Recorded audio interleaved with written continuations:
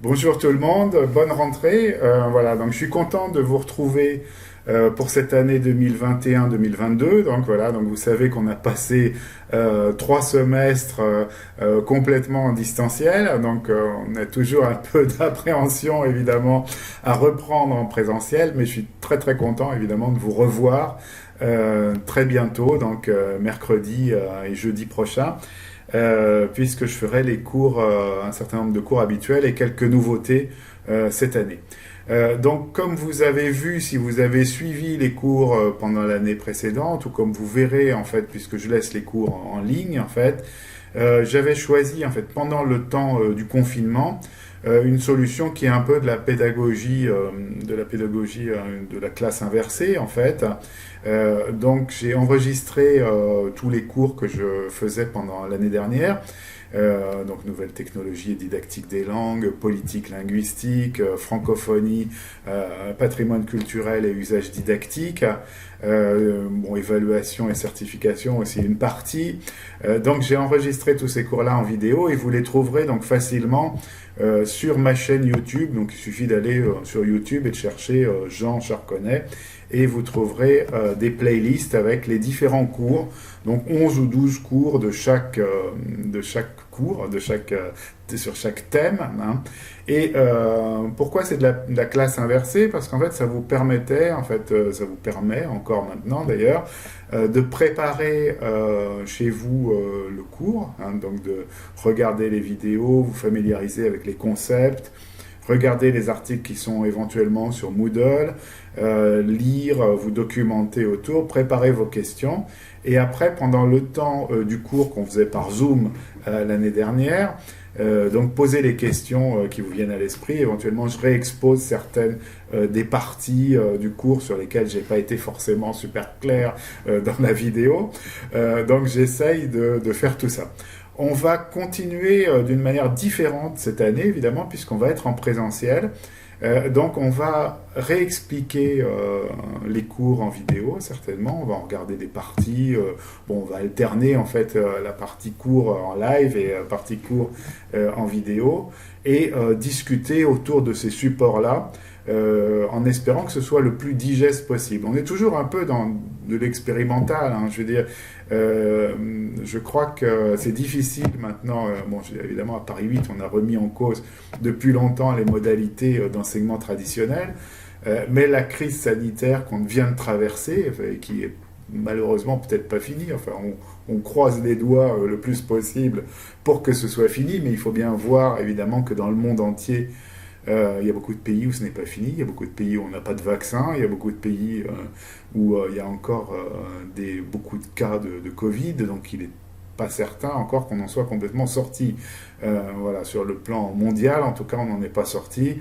Sur le plan des pays les plus riches, qui ont eu des campagnes vaccinales efficaces, bon, on est apparemment en train de s'en sortir. Voilà, donc, mais bon, malgré tout, espérons qu'on s'en sorte et qu'on puisse revenir à une vie tout à fait normale dans les mois qui viennent.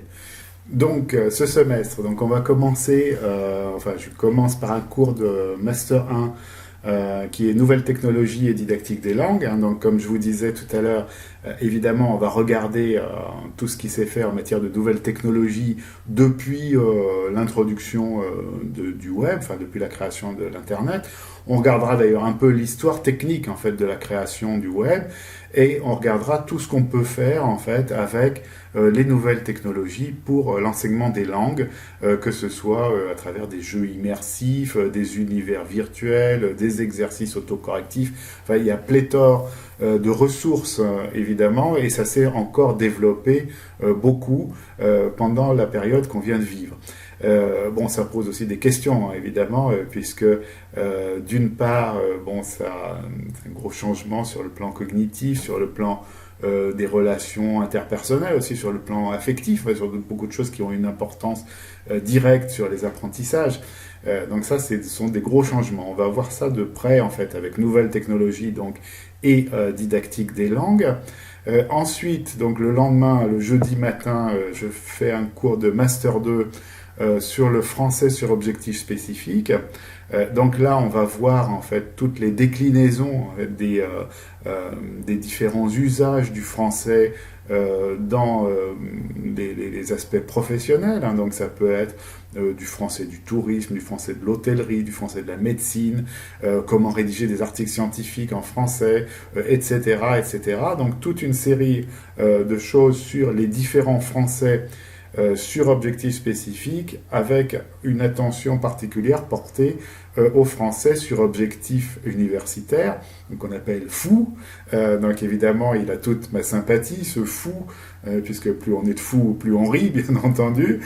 Donc on regardera de près aussi donc, le français sur objectifs universitaires et ses spécificités. Bon, moi j'ai travaillé pas mal sur l'analyse du discours et sur le français des publications scientifiques, le français de la vulgarisation scientifique, donc éventuellement je vous en parlerai un peu. Mais évidemment, le gros du français sur objectifs spécifiques, c'est tout ce qui va être français professionnel. Et on va trouver dans beaucoup de pays maintenant des français, des cours de français du tourisme, de français de l'hôtellerie-restauration. Enfin, je veux dire, par exemple, quand j'ai travaillé en Thaïlande, on a travaillé avec des écoles hôtelières donc qui se préoccupaient beaucoup de français sur objectifs spécifiques et bon, avec les aspects culturels évidemment qui vont avec. Je veux dire, quand vous faites la cuisine, de la cuisine française, il y a toute une terminologie évidemment de la cuisine et quand vous recevez des gens dans un hôtel ou dans un restaurant à la française, il y a aussi tout à la fois un art de vivre, une culture et des modalités discursives, ou en tout cas du lexique et des tournures particulières qui vont servir sur le plan professionnel dans ces métiers-là. Donc français sur objectif spécifique, FOSS, on dit éventuellement en abrégé, fou, français sur objectif universitaire, et tous les différents français de spécialité en fait. Donc tout ça fait un espèce de continuum évidemment avec le français général. Je veux dire, c'est plutôt des usages en fait ou des variétés qu'on va développer plus ou moins. Bon, évidemment, nous du côté universitaire, on développe aussi un certain nombre de compétences particulières en fait avec les différents français de spécialité qu'on peut utiliser. Ensuite et en dernier pour ce semestre, puisqu'il y a deux groupes en fait, hein, il y a un certain qui me posait la question, donc midi et demi, 3h et 3h30, 18h, le jeudi, bon, vous verrez la salle en arrivant à Paris 8. Donc là, le cours de francophonie, patrimoine culturel et usage didactique. Vous pouvez aussi vous en faire une bonne idée en fait en regardant sur la chaîne YouTube, hein, ma chaîne YouTube, facile à trouver, hein, vous allez sur YouTube, vous cherchez Jean Charconnet et vous allez tomber dessus. Donc dans cette chaîne, vous avez des playlists pour chaque cours et dans ces playlists, vous allez trouver à la fois les cours et des vidéos annexes aussi. Je sais pas, par exemple pour politique linguistique, vous allez avoir des vidéos de Serge, mises en ligne par Serge Borg, par Louis-Jean Calvet, par Claude Aget, par tous les spécialistes en fait du domaine. Donc j'ai regroupé, j'ai collecté un certain nombre de vidéos que j'ai mis dans les playlists. Donc ça vous permet d'aller plus loin si le thème vous intéresse. J'espère que ça vous intéressera. Voilà. Et là, donc c'est pareil pour francophonie, patrimoine culturel et usage didactique, donc qui a un cours sur l'ère francophone, c'est-à-dire tous les 300 millions de personnes qui parlent français, qui soient en France, en Afrique, dans le Pacifique, au Québec, ou un peu plus loin au Canada, ou en Louisiane, ou ailleurs. Donc vous verrez qu'il y a des francophones, enfin je veux dire, ce sera un peu le premier cours, en fait on verra comment le français s'est étendu dans le monde, ça on le regardera plus en détail évidemment en politique linguistique, mais déjà dans ce cours-là on commencera à voir en fait où sont les francophones dans le monde, et comment du coup ils ont eu une énorme création, très très diversifiée. Bon évidemment vous retrouvez des chansons, par exemple les mêmes chansons au Québec, en France et en Côte d'Ivoire, mais elles vont avoir une tonalité différente et probablement une partie du lexique ou de la manière, du background culturel différente.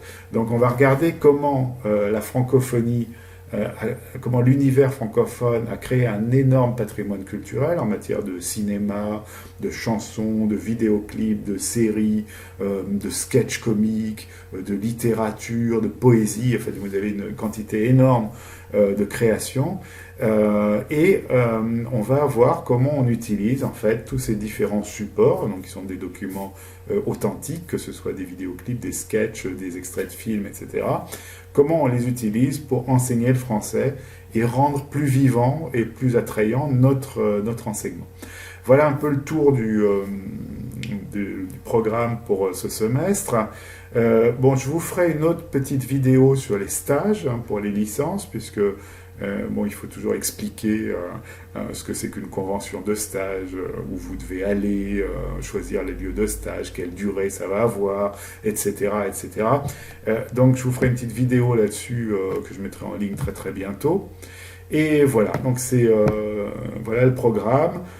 J'espère que vous êtes contents, rassurés, que vous allez venir à l'université très heureux. Moi, je serais très content de vous retrouver, très content d'arriver à l'université comme d'habitude sur mon petit vélo en passant par le canal, par les bords du canal Saint-Denis. Donc voilà, donc à très bientôt, à mercredi et jeudi prochain. Et bon début de semaine et bon week-end.